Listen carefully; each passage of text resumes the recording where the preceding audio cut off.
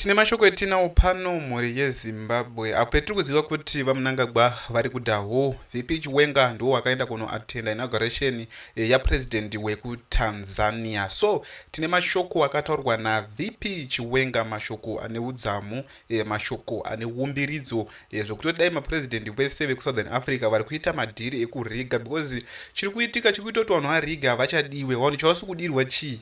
Corruption ndo isiri kudiwa mapresident especially ekuSouthern Africa kunoko, because at least Western Africa yava nane because vari kuita vachibvisa vanhu vaya vari kuita corruption.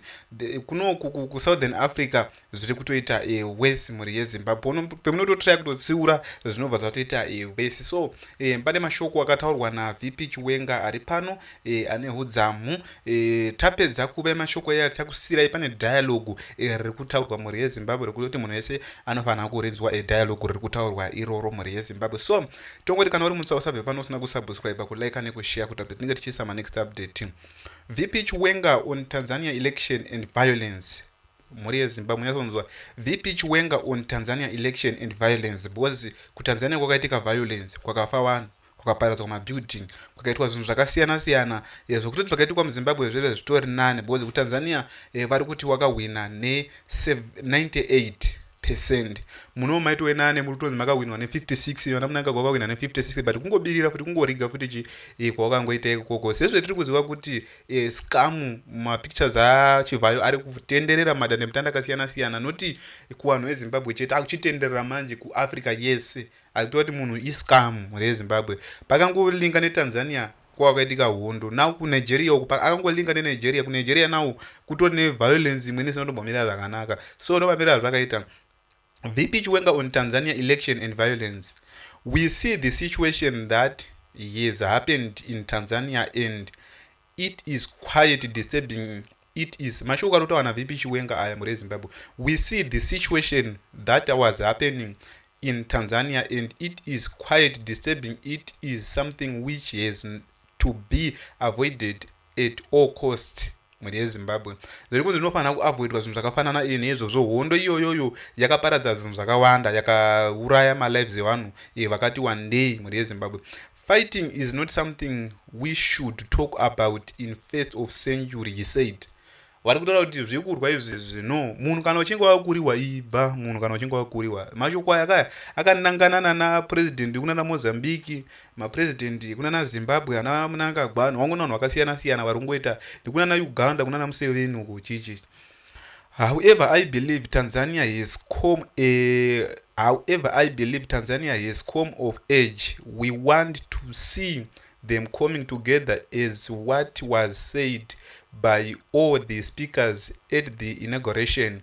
Life cannot be restored once it is taken.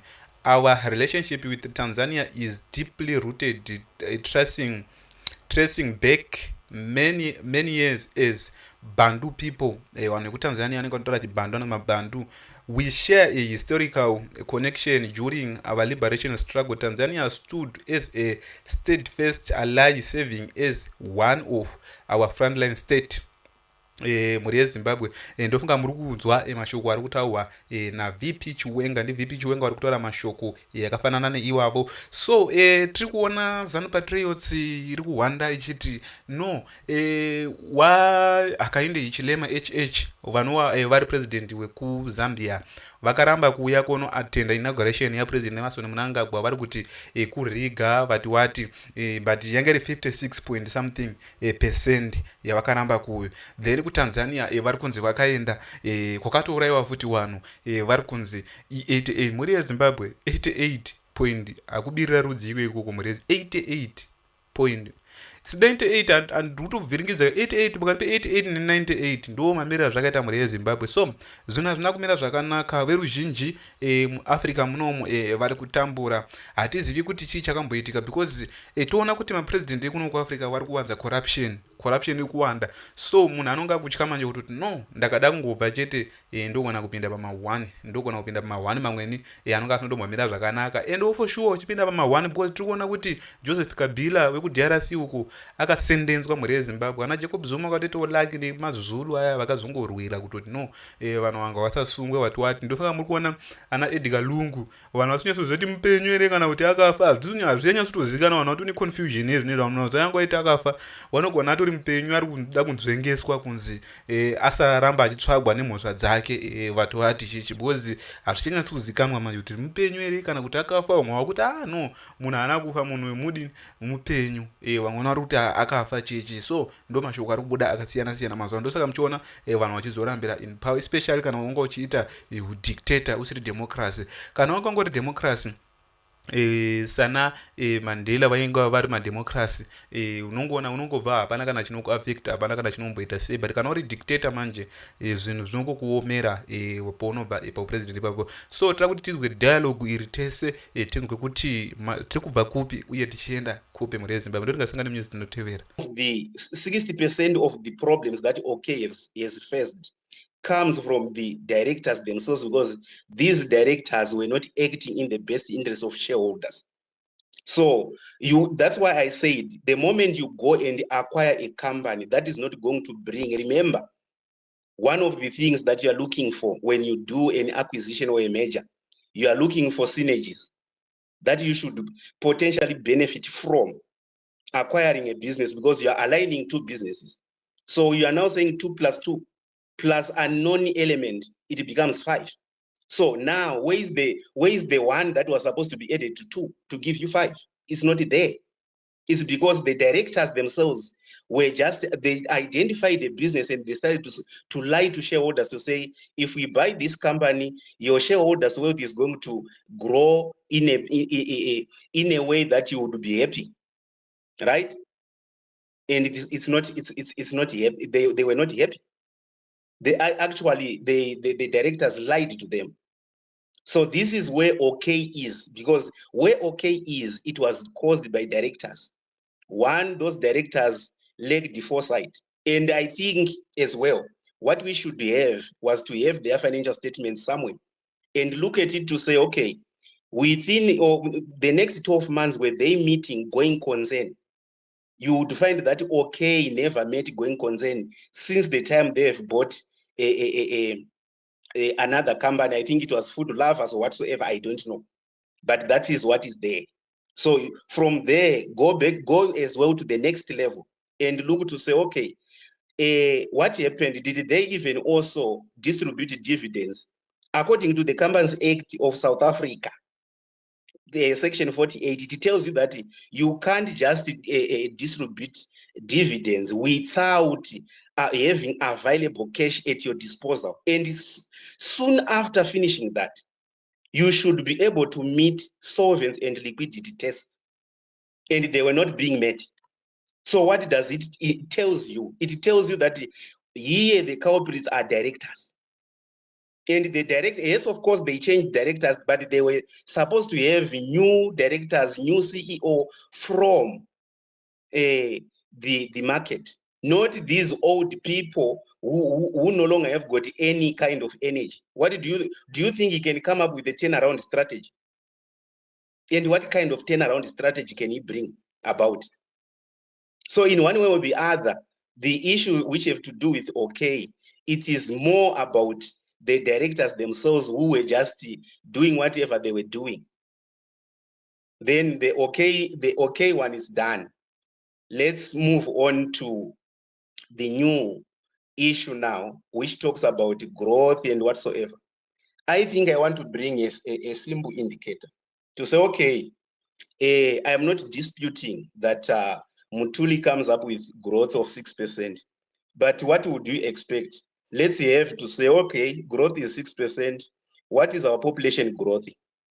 Our population growth, I think, according to the records that are there, is between 1.3, 1.4. So divide 6% by 1.5. Let's just say by 1.5. You are going to have growth per person in Zimbabwe, right? The born person or the growth person or the growth rate of the population, you are going to have growth per person, which is 4% at maximum.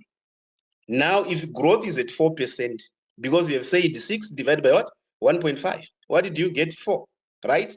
From there, take it straight from there and say, okay, if this is what is happening, so it means we should have new jobs that are being created in the economy. Do we have got new jobs? The answer is no. So this growth is a lie.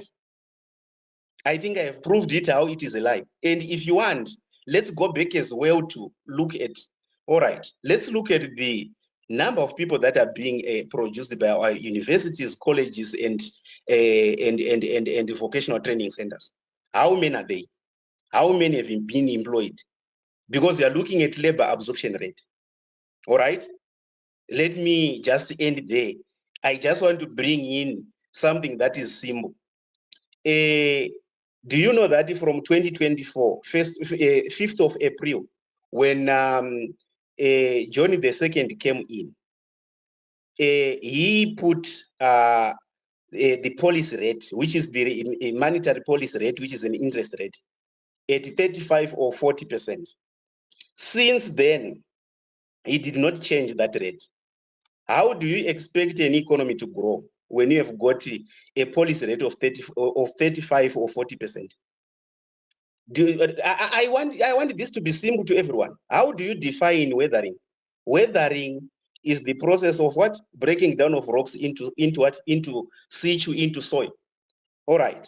Where you have heard about freezing and thawing as a weathering method, right? So if there is no exchange of freezing and thawing, there is no weathering. That is simple. So if there is no fluctuation between the interest rate where it goes high and goes down, it means there is no economy that is growing. So whenever someone comes to you and say, no, the economy is growing, just tell him, Baba, we don't want to waste our time discussing things that have no evidence, because that on its own is not evidence based, right? And there's no data driven from that nonsense. Go back again to the next thing. All right, how can we have growth of 6% in a country that has got persistent energy shortage?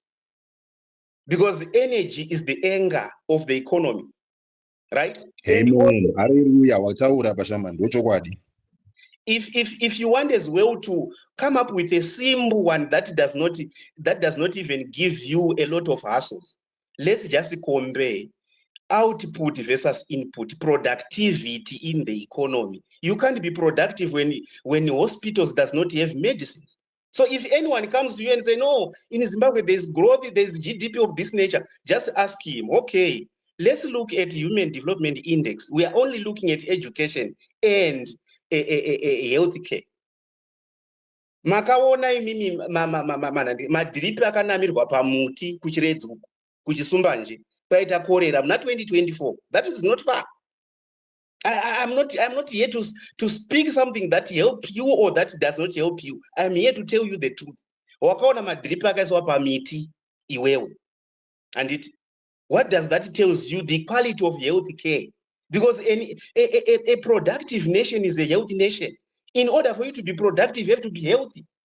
So there's no need for me now to explain a lot, to say, guys, you know what, I wanted to explain, oh, you know what, IMF. No, I don't need the IMF.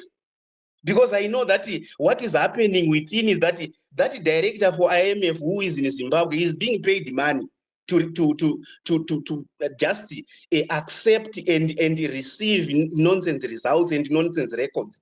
I don't need that, right? So in one way or the other, let's look at what they are giving you. And now you come up to say, okay, let's look at it in any way, right? How can you have an economy that grows, that has got a high tax rate? You have seen in 2024 and 2025 budgets, their tax rates were high. Tax nepamga, tax nepa nandirenonzi nepanjuga. Ukaona nyika yakuita tax nokunjuga zakuti nyika iyoyo yadofa hakusisina. And mind you, there is Lafa Cave. You just go and Google Lafa Cave. Don't even ask Champion to say, no, I want to talk about it. Oh, no, go to just Lafa Cave and look at it to say, it is not necessarily high tax rate that is going to give you more revenue. It is actually the less tax that gives you more revenue. Why? Because the less tax becomes, it becomes easy for you to pay that tax, because it seems as if it's not even a burden to you. So how would I now need to say, no, I need IMF or I need World Bank for what? You don't need IMF, you don't need World Bank. Take the records as they are, which they are giving you. And you now just take a glimpse of any indicator that you want. That is very, very simple, right? One of the things is availability of food. Is food available right now? Hatina here vanhu vari kufa nenzara. Hatina here extreme poverty. Izvozvi zvinonzwa munhu achizvanzi kwai zig is stable. You have lost monetary sovereignty in 2009 when you adopted US dollar. So anything now where you see these guys saying, no, inini ndiri kushanda kuRBZ, aiwa tiri kupresenta monetary policy. Uri kupresenta monetary policy yei? Because dollar ramuri kushandisa, you can't even, you are using US dollar. Since you are using US dollar, you can't print it on your own. You have to wait for the Fed to print it for you. So you have lost monetary sovereignty. You can't even devalue that US dollar. You can't do anything to it in order for you to stimulate the economy. And mind you, there was a fight between who? Jerome Powell and Donald Trump, when Donald Trump was saying, no, the interest, the Fed fund rate is too high. And Powell was saying, no, it's okay like that. Why? Because he was waiting for data. That is evidence-based and data-driven. So if anyone comes to you now and say, no, guys, you know what, ZIG is stabilizing. Is it stabilizing where? Where does that ZIG exist? Is there a relationship between electronic balances in ZIG and the ZIG that is down on the ground? Because by the end of the day, you need to reconcile. You have done to those people who have done that simple accounting, that accounting 1A and 1B. You have done what is called bank reconciliation statement. Can you reconcile electronic balances and the ZIG that is on the ground? If you can't reconcile it, then there is a problem. I'm not, that's why I said I'm not here today to tell you lies or to tell you good things. No, I'm here to tell you the reality and expose some people who are telling you that they are professors. You are professors of lies. When you are a professor supporting to say, no, you know what, the ZIG is okay, it's stabilizing, that professor has got a problem. Why? Because he's teaching people lies. He doesn't want to see the Zimbabwean economy really flourishing. He wants to see lies flourishing, propaganda flourishing by the end of the day. So this growth rate is not existing. And if you want me to prove it, all right, from what I was reading here, I think I was reading early in the morning today, and this report comes from RMB, Rand Merchant Bank, which was saying last week, I read about where inflation is at 32%. You have got 32% inflation. You have got a growth rate of 6%. Subtract them. Just to say growth minus inflation. What are you going to be left with? Minus 26. And what are you going to do with minus 26? Is minus 26 growth? I'm asking. And I'm not bullying anybody. Is minus 26 growth? If you are saying minus 26 is growth, thank you. It's me who is talking about that today. If you say minus 26 is growth, thank you so much. If that is what you are telling people, then thank you so much. So all these are just lies. One of the reasons why they are doing this is because I think you have heard that even RBZ on its own, it does not even produce its own data. So if you go to just the SARB, the South African Reserve Bank, one of its role in the economy of South Africa is to produce its own statistics and produce its own reports. And whenever they are making their own, they have adopted inflation targeting, which is between 3 and 6%, as I am speaking right now. And their role as a bank It's constituted in the constitution to say they are there to maintain price stability. What does RBZ do? It's my question to everyone who is listening. Is there any constitution that says the RBZ in Zimbabwe, its role in the constitution, as according to the constitution, is to maintain price stability? When are they going to act? Inflation right now is at 32%. What is their inflation target range on its own? You tell me if you know about it. So if all those things are not there, then that's why I said this RBZ must be thrown away and just say, guys, because one of the things is that they have lost monetary sovereignty because they can't produce US dollar. So there's no need for us now to discuss that much, because remember, when you adopt what is called dollarization, one of the disadvantages of dollarization is that country that has adopted a dollar is going to lose monetary sovereignty. All right. If you want to say, but I want to learn more, all right, go and read Dominic Silverton, International Economics. Right? You go to chapter 23 or chapter 21. Help yourself there. I'm not here to tell you where to go and whatsoever. I'm just giving you, because I don't want a situation where you get up and say, but you were lying. I want to know. And if you are really well, you want to know more, I can direct you, but I don't think at this point I have got that time. So all these things that we are being told, it's something else. So that's how I can even like read something that I was reading at RMB report about Zimbabwe, to say Zimbabwe ranked the least attractive destination in terms of investment. And according to United Nations Conference on Trade and Development, World Investment Report released in June 2025, Zimbabwe recorded foreign currency FDI, foreign direct investment inflow of 597 million in 2024.